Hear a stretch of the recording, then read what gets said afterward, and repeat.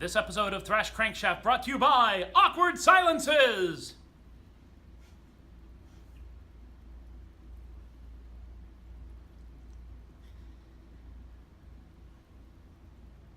You're welcome!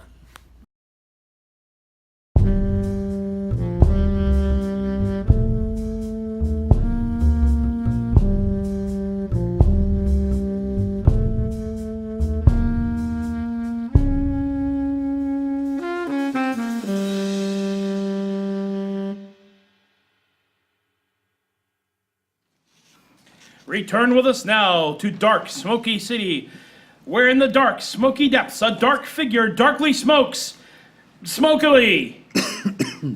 Because he's managed to set his toaster oven on fire again in the thrilling conclusion of Thrash Crankshaft P.I.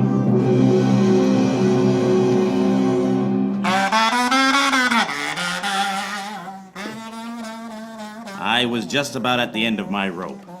The line thrown to me by Miss China Dahl. No, Dahl. We milked that joke until the cows came home in episode 1. Work with me here, Toots. The line thrown to me by Miss China to find the current string of one-liners that made up the script for the show I'm currently doing had led to a dead end. All I had to show for it was about 40 pages of the last 2 episodes, of what I, for one, hoped was a 3-episode show. On top of that, Morty, my saxophone player, was still MIA.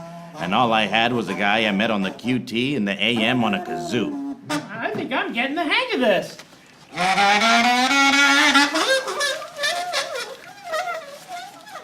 At least we found a use for the old pages. We'd left no page unturned, and no turn unpaged. Sadly, without a script, we were leafed without a branch to hang from. And with no script to read, I was resorting to free associating puns, larging about to find the yolk, and just making an ash of myself. I have to go. My doctor said I should limit myself to no more than 12 puns an hour.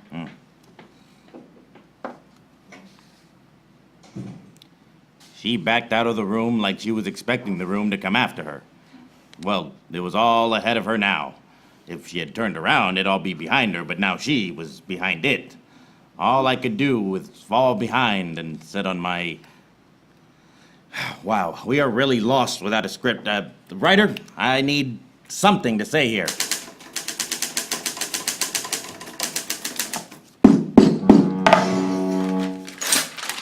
Here. Thanks. This is a menu for a Chinese place. Look on the other side. Oh, I see. Okay. I encamped on my desk to regroup. Or, I regrouped on my desk to encamp. I was just about to decamp to get a can of Van Camps when... Thrash Crankshaft, P.I. Mm-hmm. Okay. Yes. No. Yeah, I can do that. When? 10 p.m.? Got it. That sultry-voiced dame who's fond of having me hit in the head called. I was to meet her at 10 tonight, on a duck. On the docks. She said she had a change of heart and found it in her soul to hand over what she had found of the script. I was to hot-foot it over there and be there at 10 or she'd give me the boot. I decided to go armed. My coat would just fall off my shoulders if I didn't take him with me.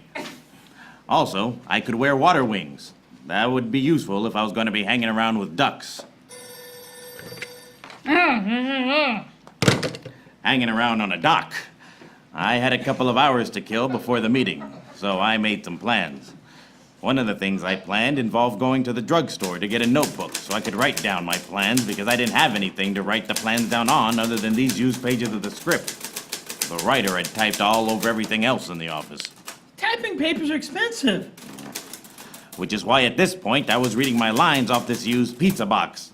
Wait a minute. I didn't order an anchovy and banana pizza.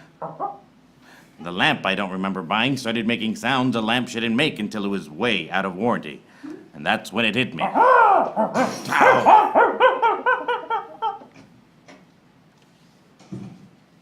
My head felt like the percussion section during the 1812 overture, only without the relaxing part. As I lay there in a heap... Excuse me, but I believe that heap is mine. Oh, just keeping it warm for you. Much obliged. As I lay there near a heap just outside the window of my office, I wondered how much that gorilla had heard before he knocked me out of my office and up onto the pavement. Did that mean the dame was going to double-cross me? Probably. With only 15 pages to go in the script, can Thrash find the script and by finding the script, finish the show? Or will he be left unscripted and have to resort to calling for suggestions from the audience? Dear God, no. In order to finish this thrilling episode of Thrash Crankshaft P.I.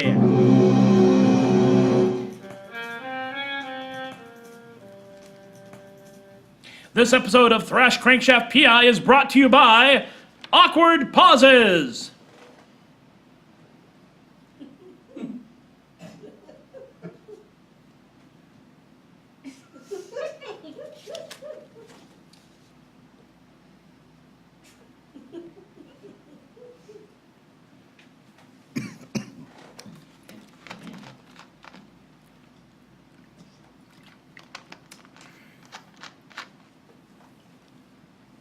You're welcome! And now, in the dark, dangerous streets, a lone man walks into the light. Ow. Only one man is brave enough, bold enough, and was available enough to right the wrongs, 3 rights make a left. to think the unthinkable. If you care for chickens, that makes you a chicken tender. And do the undoable. I'm done with doing the undoable. Now dispense with the doodah and do the thing, man. All right then, Thrash Crankshaft P.I.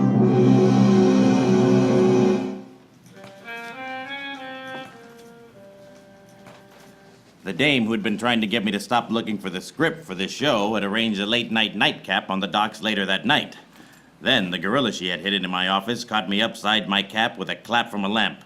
All I was left with was another concussion to add to my collection, and mere moments before I needed to make a night of it and cap off my capitulations down on the dock. Down on the docks, so I could snap up the script and wrap up the show. And about time, too. No kidding, man. I needed to travel incognito, so I called a cab. Hey, Crankshaft, where to? Ugh. On second thought, maybe I'll walk. The docks are only 47 miles away. Okay, whatever.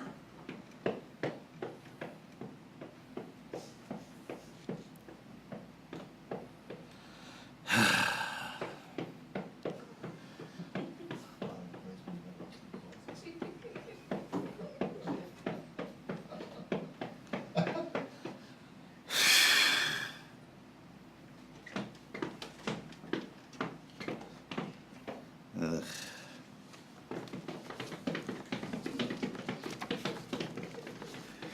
Jeez, it was a pretty uneventful walk down to the dock. Quack. And then I realized I needed to go down to the docks instead. Taxi! Hiya, Crankshaft. Where to? The docks, and what's happened to your voice? I got laryngitis. I'm sorry to hear that, but I'm also kind of glad to hear it.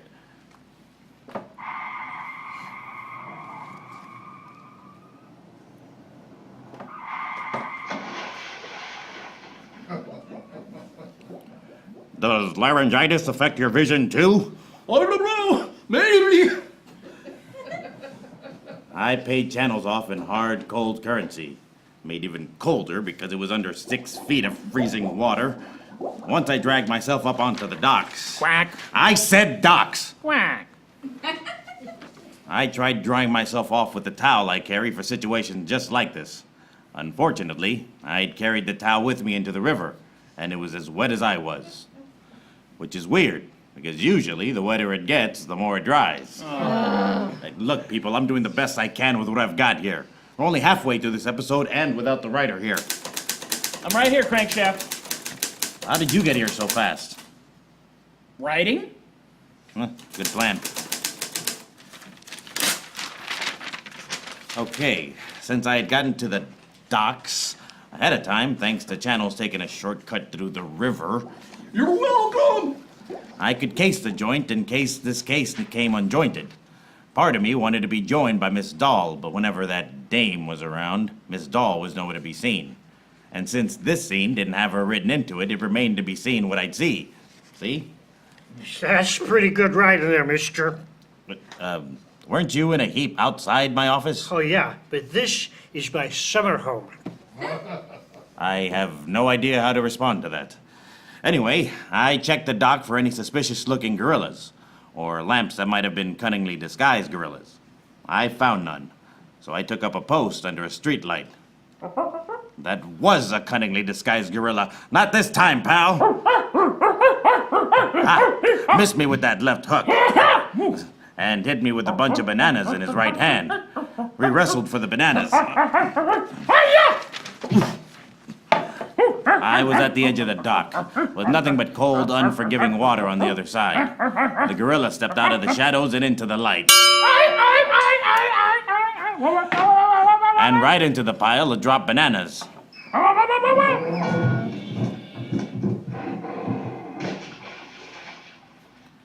Ha! Saved by irony and the radio equivalent of 2 cheap sight gags.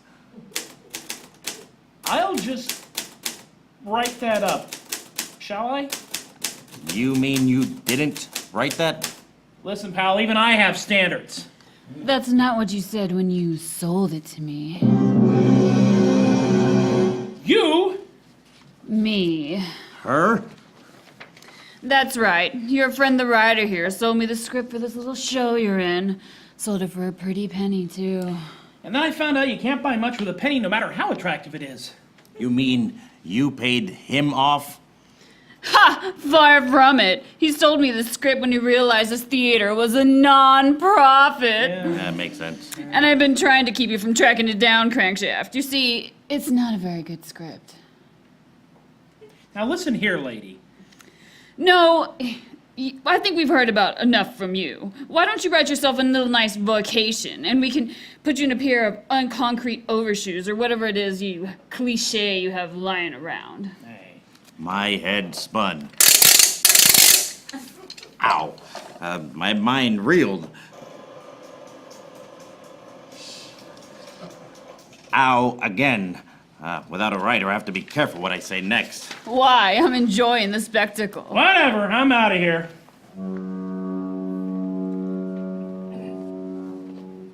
He had written himself out on a tramp steamer, which was carrying a load of steamed tramps or something. I hate improv. Don't we all? Now let's just wrap this up so I can go live my life. And you can do whatever it is you do when you're not in a radio play. Well, I was gonna be an extra in Hamlet, but here I am. Anyway, before you do whatever you're going to do, that I don't know what it is because all that's left is a typewriter and some blank paper. Why? Why did you buy the script? Tell him. Shut up! It's not any of your business! I looked around. All I could see was the dame with her hands on her hips, arguing with nothing. It's certainly business of mine, sister. So, the sweet-faced doll and the sultry-voiced dame were sisters. What a noir cliché. How do you think I feel? We feel, sister dear. Listen, China, we agreed that whoever was facing... Stop! Stop that! The dame started jerking around like an uncoordinated puppet, or someone who had just watched The Room for the first time. She kept throwing herself back and forth and side to side like a square dance where the caller had a stutter. She turned to the side and... Dahl? Yes. Oh, shut up, you! No, I can't keep deceiving you, Crankshaft. Bebe and I are sisters. Siamese twins, joined at the back. Now, that would explain why I never saw Miss Dahl. We're both Miss Dahl. Sorry.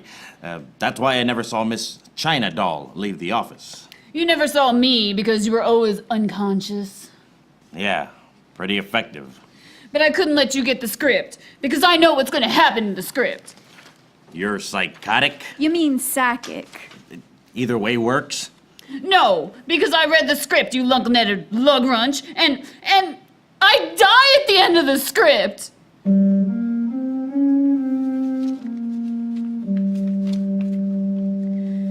I couldn't let you follow the script to the end of its conclusion because, darn it, I want to live. I want to enjoy life. I want to go skydiving into the beach and not be face down in the sand when it's her time to sunbathe and... Bebe, sister, get a hold of yourself. Ow, you little... Ladies, Ow! You stay out of this! I had to get them to stop duking it out on the docks before the cops came. The duck on the docks had a bucket. Thanks, pal. I did the only thing I could think of, which was to drench him. There. Now, if I could just get you to listen to reason. Ha! I'll give you a reason. You just ruined the pages of the script. Oh no, the ink's all run and warble flarple narf. What the heck? That's right. The ink's all run and you're stuck trying to read illegible lines, and I can finally be rid of you once and for all. What is that in your hand? Oh no, corn nuts! That's right. And you're definitely allergic. No, don't! For the love of God, Montresor, no! I'm finally going to do away with you once and for all. Geez, lady, say it. Don't spray it. Shut up! Oh, geez, someone in my mouth. That's right. I'm my own woman now. And, wow, these are drying. Poor dear sister girl, you're allergic, and I'm not. And your nuts are gone once and for all. All I'll need is a willing pair of hands and some garden shears and... Whoa. Dang, sister, you're heavy. Oh, don't fall backward. Don't fall backward. No!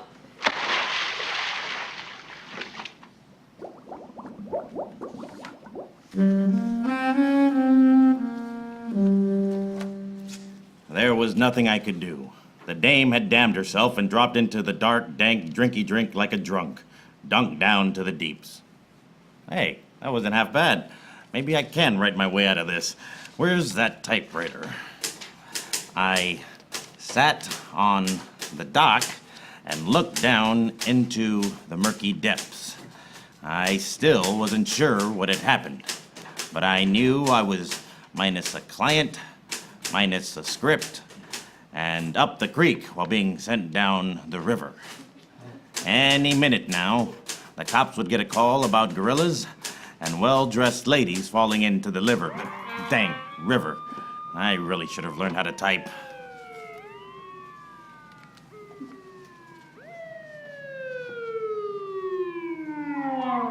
Speak of the devil. Hiya, Chief. Ow, why'd you pinch me? I was going to punch you, but your typing stinks, you stinker. What did you sink in the drink? Nothing much, just a gorilla, a dame, and a sweet girl who was in the wrong place at the wrong time, and connected to the wrong people. Which wrong people? Her sister, conjoined at the back. That's pretty far-fetched, even for you. Did you ever fetch the filched fish you were fishing for? Geez, do you talk like this all the time? I only read what's written down, Chief. Yeah, but you're the one who's written it. Dad, you stink at typing. That's because I'm not a typist, Chief. You sure aren't, Crankshaft. That's Thrash Crankshaft, P.I. You've been listening to Thrash Crankshaft P.I., a 3-episode noir surrealist comedy detective serial radio play. Written and directed by Matthew Legare. Stage managed by Gina Schneider. Sound designed by Dan Timoskevitch. A production of the Overtime Theater in conjunction with the Adequate Company. Your players are Gabriel Luera, Ashley Hamilton, Michelle Almendaez, Dan Timoskevitch, Chris Champlin, and Matthew Legare. I'm Matthew Legare, Internet Spokesmodel. Good night!